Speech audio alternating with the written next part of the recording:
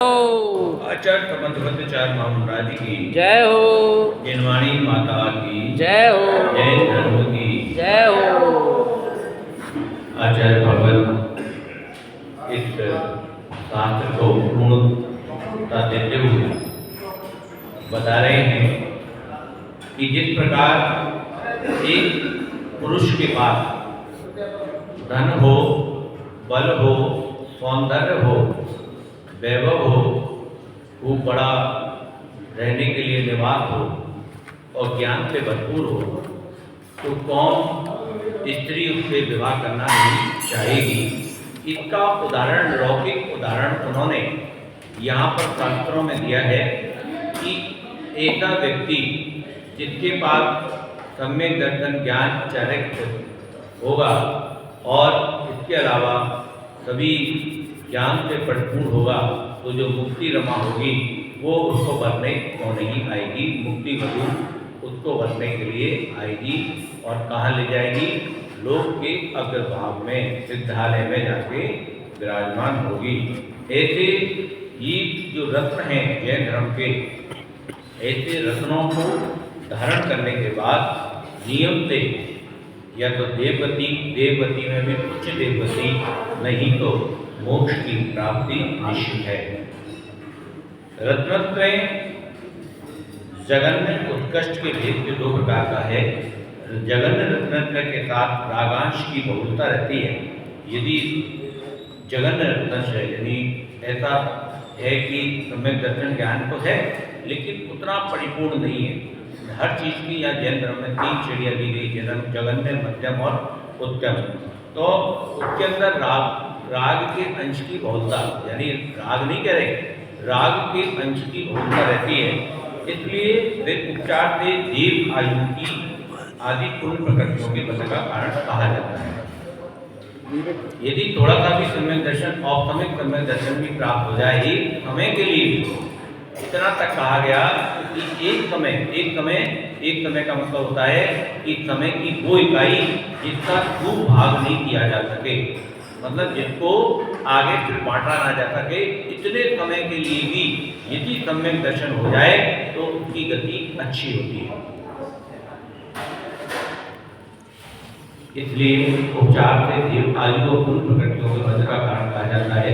परमार्थ से पूर्ण प्रकृतियों को बंध का कारण रत्नत्रय के काल में पाए जाने वाला रागांश ही है, रत्नत्रय नहीं है। परंतु जैसे गर्म घी से जल गया, यहाँ परमार्थ से घी जलाने वाला नहीं है, किंतु घी के साथ मिली हुई अग्नि जलाने वाली है। घी ने नहीं जलाया, घी में जो ताप था उसने जलाया। उसी प्रकार रत्नत्रय बंध का कारण नहीं है, परंतु रत्नत्रय के काल में पाए जाने वाला रागांश बंध का कारण है। इस तरह जगन अवस्था में रत्नत्रय धर्म, अर्थ और काम का साधक है। उत्कृष्ट अवस्था में मोक्ष का साधक है। जगन में रत्नत्रय करेंगे, मंदिर आ रहे, भगवान में प्रस्थान है, पूरी तरह देवता लोग की पूजन कर रहे हैं, कहीं किसी मिथ्यात्म नहीं भटक रहे हैं, किसी की पूजे गुरु को नहीं पूज रहे हैं, तो इतना तो निश्चित है कि वो इससे आगे तो बढ़ नहीं पा रहा कि मुनि महाराज हो जाए, दीक्षा ले ले या अपने व्रतों को धारण कर ले, प्रतिमाओं को धारण कर ले, लेकिन उतनी स्थिति में भी उसको देव आयु का बंधन तो होगा ही होगा। और यदि उत्कर्ष अवस्था में जाता है, मुनि महाराज आदि बनता है, तो फिर वो मोक्ष का साधक हो जाएगा। ग्रंथ के प्रारंभ में समर्थ स्वामी ने सम्यक दर्शन, ज्ञान, चरित्र को धर्म कहा था। उसी धर्म का फल यहाँ बताया गया है।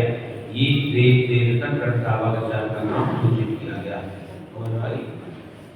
अब 150 बार अंतिम श्लोक है इसका, क्या कह रहे हैं? सुख भूमि कामिनं कामिनी वा सुत विजननी मां बुद्धिलाभुनस्तु कुल विगण भूषा कन्यका संग पुनीता यन्यपति पत्र तद ईक्षणी दृष्टि लक्ष्मी। जिनेन्द्र भगवान के चरण कमलों का दर्शन करने वाली शुभ की भूमि करो, सम्यक दर्शन रूप लक्ष्मी संपदा मुझे उस तरह दुखी करे जिस तरह तुमकी भूमि सुंदर सुंदर स्थिति कामी प्रभु को दुखी करती है। निर्दोष सी 3 गुणव्रत और 4 शिक्षाव्रत से युक्त होती हुई मुझे उस तरह रक्षित करे जिस तरह की निर्दोषशील पातिव्रत धर्म का पालन करने वाली माता पुत्र को रक्षित करती है। जैसे शीलवती माता अपने पुत्र की रक्षा करती है, अपने पुत्र की पालना करती है, ऐसे जो 3 गुणव्रत और 4 शिक्षाव्रत बताए गए, ये शील व्रत है। इस शील व्रतों को धारण करने वाली ये माँ मुझे भी धर्म के अलंकार से सुशोभित करते हुए मेरी रक्षा करे, मुझे उस तरह पवित्र करे जिस तरह के गुणों से सुशोभित कन्या कुल को पवित्र करती है। ऐसा यहाँ पर लौकिक उदाहरण से अलौकिक उदाहरण को समझाया गया है।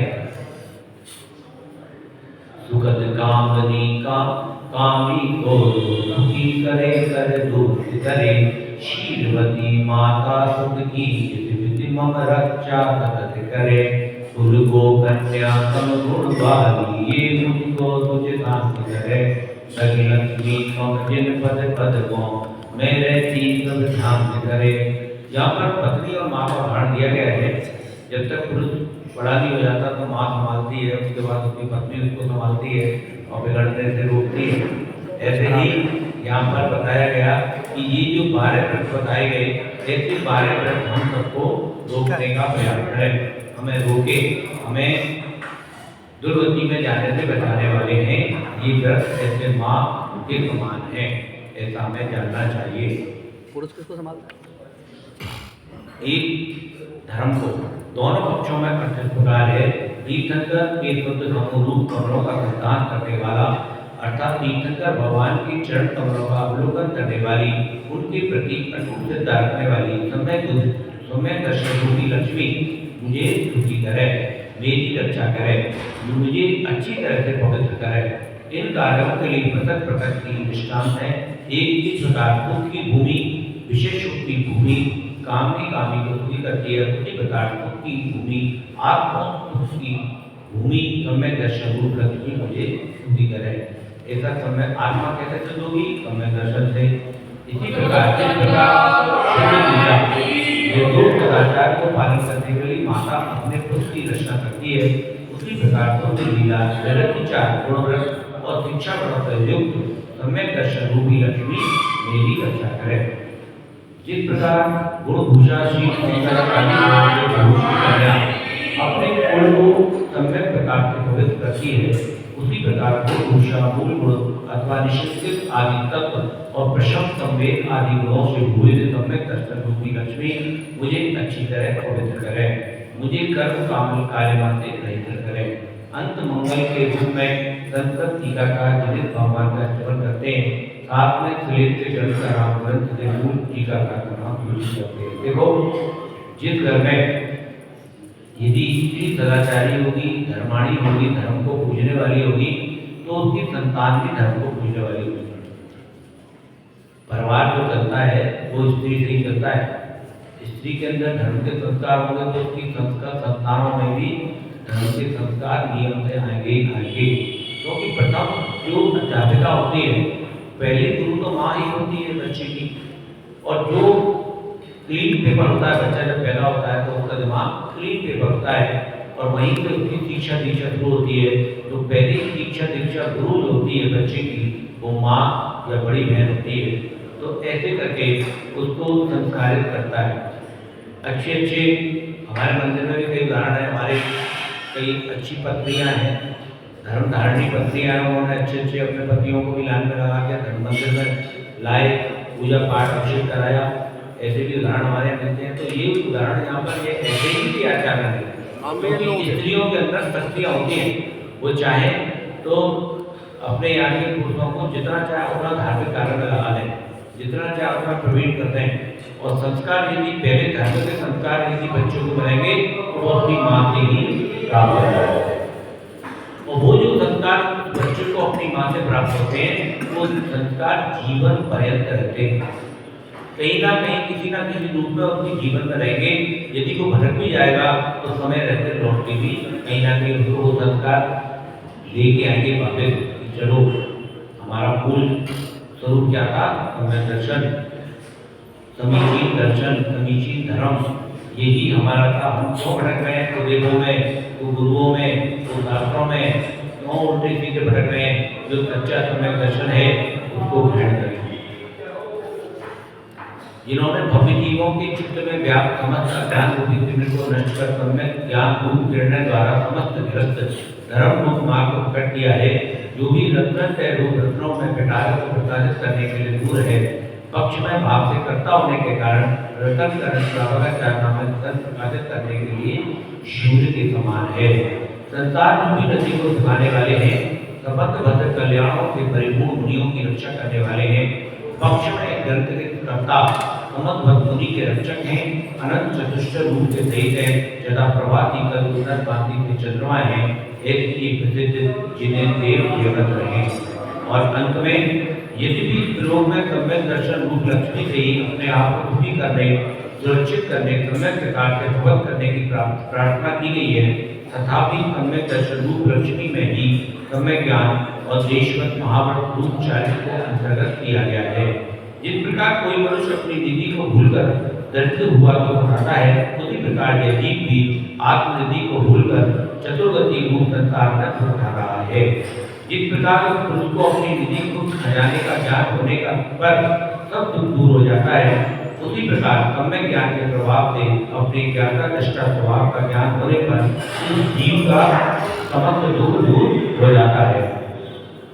शील का अर्थ गुणगत और शिक्षागत है। इस प्रकार वाणी कीर्ति की रक्षा करती है, उसी प्रकार शील अनुव्रतों की रक्षा करते हैं। यहाँ शील शब्द से देश व्रत का ग्रहण किया गया है। जब तक सम्यक दर्शन रूप लक्ष्मी देश व्रत से भेद होती है, तब तक जीव को नरक और तेज गतियों के दुख से सुरक्षित रखती है। कितनी बड़ी बात कही गई है कि जब तक सम्यक दर्शन रूपी लक्ष्मी देश व्रतों से सहित होती है, तब तक जीव को नरक और तेज गति के दुखों से सुरक्षित रखती है। सम्यक दृष्टि जीव, देव और मनुष्य गति में ही संचार करता है, इसीलिए नरक और तेज गति के दुखों से सुरक्षा में भी हो जाती है। जब वे सम्यक दर्शन रूप लक्ष्मी महापरम रूप सकल चरित्र युक्त होती है, उसमें कर्म कलंक को नष्ट कर मोक्ष प्राप्त करने की सामर्थ्य आ जाती है। यहाँ स्वामी ने अपने आप को सम्यक प्रकार से भोगित करने की प्रार्थना की है, अर्थात जब वो भाव कर्म से रहित कर निष्कलंक बनाने की बात कही है। ये निष्कलंक अवस्था सम्यक चरित्र में होती है। इस प्रकार एक सम्यक दर्शन रूप लक्ष्मी में तीनों रत्नों का समावेश है। बोली आचार्य महत्वचार्य महामंडरा जी की जय हो। और अंत में टीका किया गया है कि ज्ञान से या ज्ञान से पढ़ने में हमसे कोई गलती हुई हो, कोई दोष हुआ हो, हमें हे माँ सात रतन कंठाचार्य हमें क्षमा करना, हमारे ऊपर दया करना। हे समत्वचार्य महामंडराज हमारे ऊपर दया करना। यदि हमसे पढ़ने में, समझने में, बोलने में कोई त्रुटि हुई हो, आपको रखने में, उठाने में कोई अभिनय हुई हो, तो हमें क्षमा करें। बोले शांतिनाथ भगवान की जय हो। आज परिपूर्ण हुआ। अब कल से हम शांतिनाथ भगवान की पुराण, शांतिनाथ भगवान शांतिनाथ पुराण का ग्रंथ नया लेंगे। और शांतिनाथ भगवान क्योंकि हमारे मूल नायक हैं, इसलिए पिछले 10 भावों का वर्णन शांतिनाथ पुराण में दिया गया है। उसे भली बात ही पढ़ेंगे, समझेंगे। बोले शांतिनाथ भगवान की जय हो।